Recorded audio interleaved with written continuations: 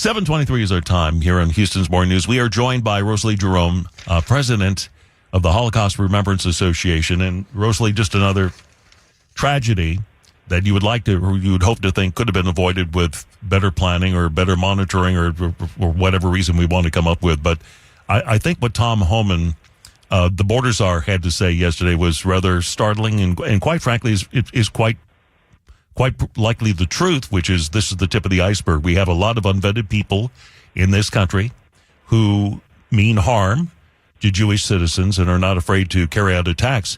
How does the local community reacting to this? Are we concerned here in Houston about potential soft targets? Of course, we're concerned. The Jewish community is very, very upset worldwide, and especially in America. You know, I'm not only the founder and president of Holocaust Remembrance Association, but I'm also the descendant of Holocaust survivors. And most of my relatives were turned in by their neighbors.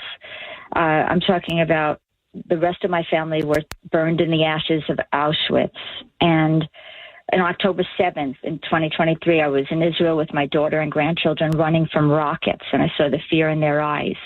We experienced firsthand the terror that day and, unfortunately, the silence of many in the world that followed it, and the loud anti-Jewish, anti-Israel rhetoric that has exploded on our campuses and worldwide. And what happened in Boulder, where a coward used a flamethrower, of all things, considering Holocaust means burnt offering, I mean the fires of the crematoria, to attack elderly Jewish people walking in prayer, one of them even a Holocaust survivor. This is not a random act. It's part of a growing violent pattern of hate.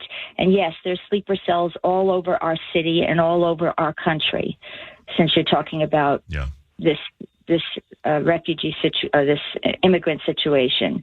You know, I have a friend who's Egyptian, and she told me that there are signs in Egypt that's on the stores, some of the stores, that say no dogs and no Jews allowed.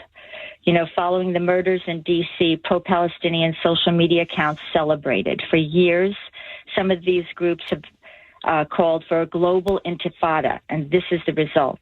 And we say again, this is not activism, it's hate, and the West has to wake up before it's too late.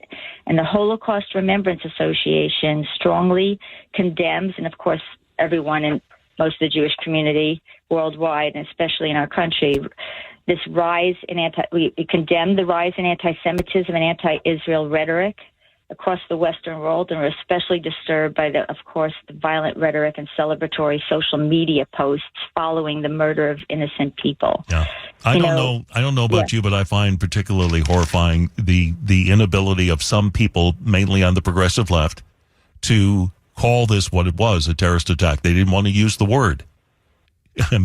What else would you use to describe it? I mean, it took the FBI to finally say it, and even to use the man's first name, sorry to say. You know, over 9,300 anti-Semitic incidents were reported in 2024 in the U.S., the highest ever recorded. This is post-October 7th. In fact, right after October 7th, anti-Semitic incidents in our country surged 361%. This is ADL research. And, you know, at the Holocaust Remembrance Association, I want to give hope somewhere, too. You know, we exist to remember, reconcile, and take a stand against anti-Semitism. We have a Holocaust Garden of Hope here. It's for free for the public, for our community to come to. It's on Lake Houston. We're still raising funds to build the rest of the garden, but there's plenty to see right now on in Kings Harbor. We also have marches of remembrance on the Texas Director, where we bring peaceful walks, publicly standing against anything anti-Israel and making a clear statement for the Jewish state, for Israel, on our campuses. We've done it at Rice. We've done it at Texas A&M Galveston and A&M. We are hopefully maybe doing it at Rice this year, January or April. Yeah. So we're part of a larger group of Nazi descendants.